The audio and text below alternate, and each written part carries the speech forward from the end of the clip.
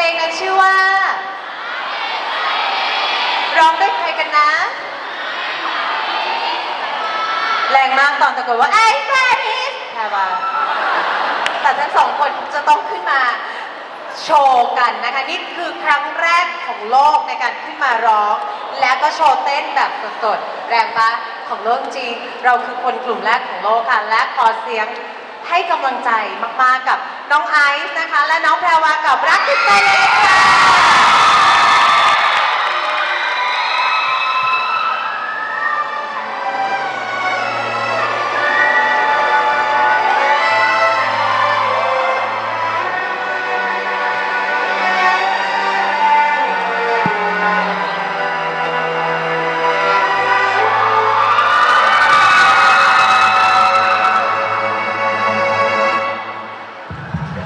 บางทีจะที่ยอมเจอในละครฉันสักคน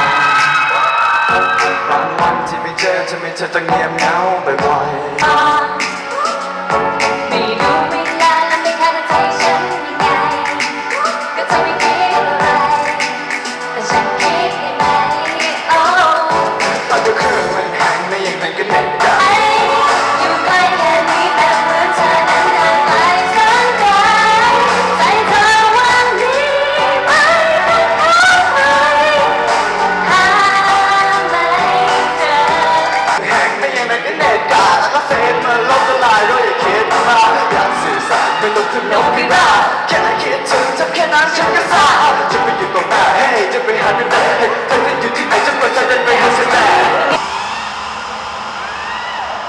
ไม่ได้อยากถามแต่แค่อยากรู้ว่าเธอยังรักฉันไหมอยู่ใกล้แค่นี้แต่เหมือนเธอนั้นห่างไกลสักไกลใจเธอวันนี้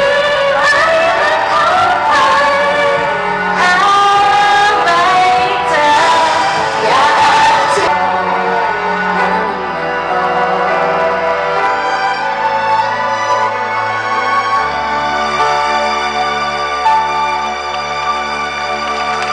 รับติดเพลงค่ะไอซ์รักแพรวาค่ะ ขอบคุณครับขอบคุณครับ สวัสดีค่ะ สวัสดีครับ พี่ชื่อโอปอนะคะค่ะฝากอะไรสักเล็กน้อยกับเพลงนี้ค่ะ อะไรที่พี่บอลดูแบบตัวเล็กจังเลยอะครับ เดี๋ยวทำตัวเล็กๆแล้วก็ขยับมาข้างหน้าด้ อ๋ ว อย ข้างหน้าด้วยครับผม ตะวันตกนะคะ ฝากอะไรถึงเพลงนี้หน่อยค่ะน้องไอซ์น้องแพรวา ครับผมก็อยากจะฝากเพลงนี้ให้กับทุกคนนะครับผมวันนี้เราเพิ่งผ่าน 10 ล้านวิวผมอยากจะขอบพระคุณทุกๆคนมากๆนะครับผมที่ทำให้เพลงรักติดไซเรนได้มาถึงจุดนี้นะขอบคุณทุกคนจริงๆนะครับไม่เคยคิดมาก่อนว่าเราจะได้มีเพลงของตัวเองที่ทุกคนชอบกันขนาดนี้นะฮะแล้วก็อยากจะขอบคุณพี่เอฟูและพี่ก๊อฟครับซึ่งอยู่นี่เลยครับผมคนแต่งเพลงและเรียบเรียงทุกอย่างของเราเองครับผมนี่คือสาเหตุที่ทำให้เพลงขึ้นชาร์ตขึ้นอยู่ทุกที่อยู่อันดับหนึ่งนะครับผมก็ขอบคุณมากๆแล้วก็อีกคนนึงครับผมร่วมกับ MV อีกสองคน อีกสองคนครับผมใช่ฮะพอดีเขาหน้าคล้ายๆกันนะครับก็พ่วงกับ MV ของเราครับผมแล้วก็เป็นพ่วงกับเรื่อง Great Ben ด้วยก็พี่วันและพี่แววครับผมขอเสียงให้พี่วันพี่แววด้วยครับ วกับวค่ะวันแววแว คว รับผมก็ขอบคุณมากๆครับสำหรับ MV วันนั้นก็สนุกมากๆครับผม ค่ะลูกเป็นเด็กที่หอบไปด้วยแต่พูดไปด้วยอย่างชัดถ้อยชัดคำทางเราก็ได้แต่มองใกล้ๆด้วยความทึ่งอะนะคะ แพรวาและลูกฝากอะไรถึงใครไหมคะ หนูคงต้องเป็นขอบคุณน้องไอซ์ก่อนค่ะ เป็นพาร์ทเนอร์ที่เก่งมากๆ แล้วก็น้องเขาให้กำลังใจตลอด อย่างเมื่อกี้ก่อนขึ้นเวทีคือหนูตื่นเต้นมาก หนูไม่เคยร้องพร้อมเต้นมาก่อนในชีวิต ที่จริงจังขนาดนี้ แล้วก็มีคนมาดูเยอะขนาดนี้ น้องก็บอกว่าแบบให้หนูมาจับเวที แล้วก็รู้สึกว่ามันเป็นแบบเวทีของเราอะค่ะ โอ้ย